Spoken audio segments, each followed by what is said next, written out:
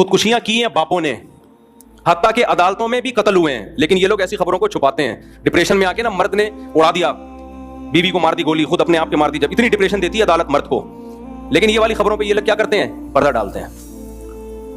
یہ میں ہی بے وقوف ہوں جو ان سب چیزوں کو ہائی لائٹ کر رہا ہوں.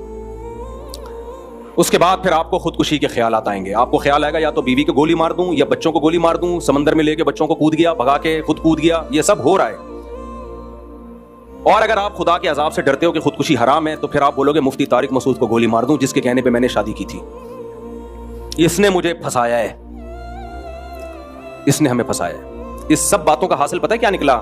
یہ سارے قوانین ہماری اسمبلی میں بیٹھے ہوئے لوگ باہر سے کیوں لے رہے ہیں؟ تاکہ فیملی سسٹم کو ڈسٹرائے کر دیا جائے, شادی شدہ مرد پر اتنے عذاب ڈال دیے جائیں کہ لوگ شادی کے نام سے بھاگنے لگیں, اور وہی گدے گھوڑے والا نظام حرام کاری ہو جو گدے گھوڑے والا نظام ان ملکوں میں ہے. گدا گدی سے ریلیشن قائم کر کے نکل جائے, گرل فرینڈ رکھو, اس کو استعمال کرو سیکس کا انسٹرومنٹ بنا کے, اور جب دل بھر جائے ٹیشو پیپر استعمال سے پہلے اچھا ہوتا ہے, استعمال کے بعد 10 منٹ میں پھینکا جاتا ہے, دوسری گرل فرینڈ. حرام خور لوگوں نے یہ پیشہ اختیار کر لیا ہے, پوری دنیا میں یہی سیٹ اپ چل رہا ہے. مسلمانوں کا کلچر ایک بچا ہوا تھا. الحمدللہ اسمبلیوں میں بیٹھے ہوئے ہمارے حکمران جو خود ہی گرل فرینڈ کی شاید ان میں بہت سے پیداوار ہیں, وہ بھی یہی سیٹ اپ ہماری سوسائٹی میں لا رہے ہیں. اور وفاقی شرعی عدالت کو اللہ کے عذاب سے ڈرنا چاہیے.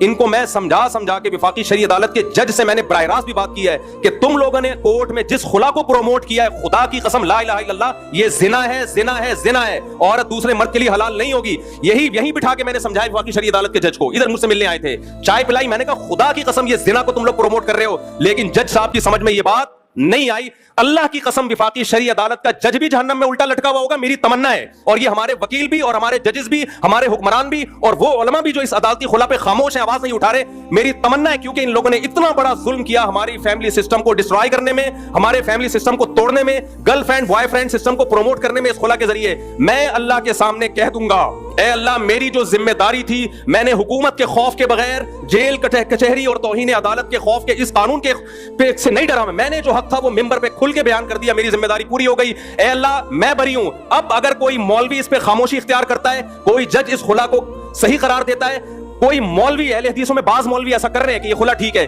یہ سارے جہنم میں الٹے لٹکے ہوئے ہوں گے, سارے الٹے, کیونکہ یہ زنا کو پروموٹ کر رہے ہیں, خاندانی نظام کو توڑ رہے ہیں. یہ مجھے ایک بات بتاؤ, آپ کو پتا ہو کہ میری بیوی کو ہر وقت یہ رائٹ ہے جب چاہے عدالت سے خلا لے لے. آدمی اس کو بیوی کیوں بنائے گا پھر؟ وہ بیوی کس بات کی ہے؟ گرل فرینڈ اور بیوی میں فرق کیا رہ گیا پھر؟ گرل فرینڈ کو بھی یہ رائٹ ہے جب چاہے چھوڑ کے چلی جائے, بیوی کے پاس بھی کورٹ نے یہ رائٹ دے دی ہے جب چاہے کورٹ سے خلا لے کے چلی جائے. ابے تو گرل فرینڈ ہی رکھ لیتا, اس سے بہتر نہیں تھا کیا؟